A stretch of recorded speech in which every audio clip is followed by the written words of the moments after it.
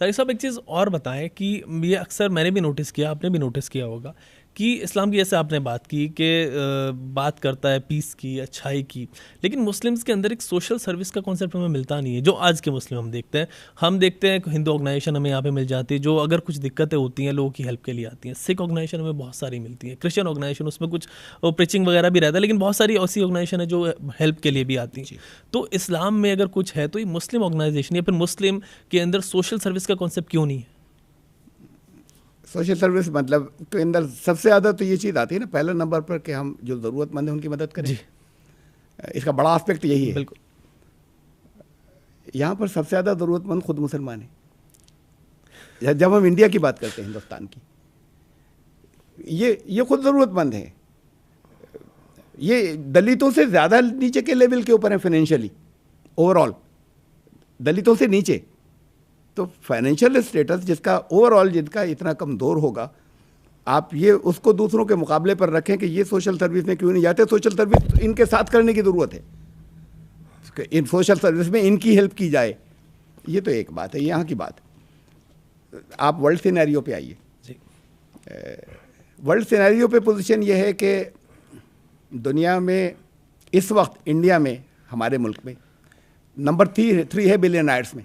Number 1 USA, number of billionaires अरबपति, मतलब in term dollars अरबपति। नंबर 2 चाइना है, नंबर 3 इस वक्त इंडिया आ गया है नंबर ऑफ बिलियनर्स में। तो फिर बहुत है ना। बिल्कुल। दुनिया में जो टॉप के फिलांथेरेपिस्ट हैं, जो सोशल सर्विस करने वाले टॉप लेवल के दुनिया के, उसमें टॉप 15 में 2 मुसलमान हैं, एक अजीम प्रेमजी और एक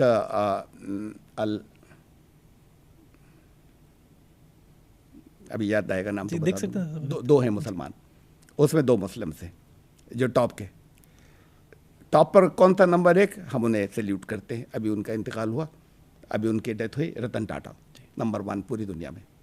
ये तो रतन टाटा इंडिया के रिचेस्ट मैन नहीं था, लेकिन वो दुनिया में टॉप पर है फिलांथ्रेपिस्ट में। तो वो हिंदू नहीं था, रतन टाटा पारसी थे। 2 मुस्लिम्स हैं, ये पारसी थे, और वो टॉप के लोगों के अंदर बाकी क्रिश्चियंस हैं। हमारे बिलियनर किधर हैं? इंडियंस। हमारे इंडियन बिलियनर्स किधर हैं उन टॉप्स के अंदर?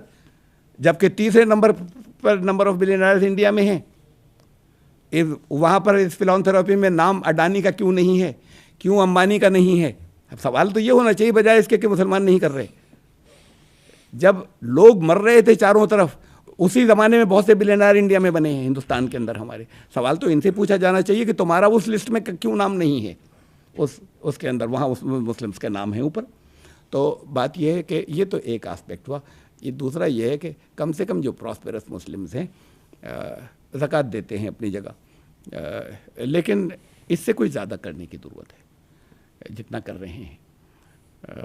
हम कर रहे, मतलब हमारी ऑर्गेनाइजेशन है, उसके अंदर 90% मुस्लिम हैं, 10% हिंदू भाई हैं वर्क।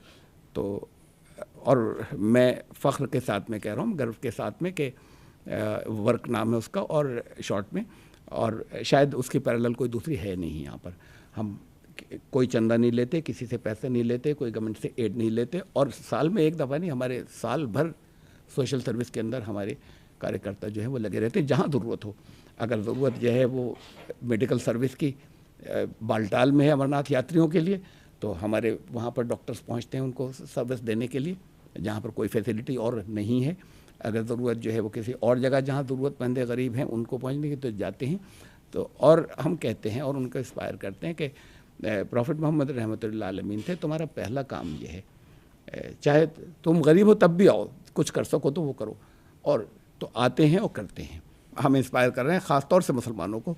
तो अभी हमारा पिछले महीने हमारा 37th हमारी ऑर्गेनाइजेशन का 37th फाउंडेशन डे था, तो उस पर हमने ख़ास तौर से मुस्लिम से अपने मेंबर से अपील की थी।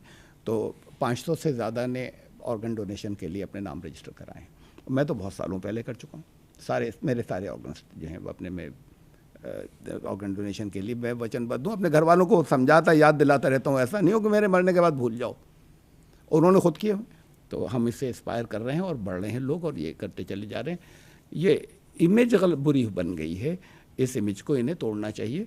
तो ये जिम्मेदारी, मैंने जो कुछ वो जवाब दिया था उससे जिम्मेदारी ख़त्म नहीं हो जाती।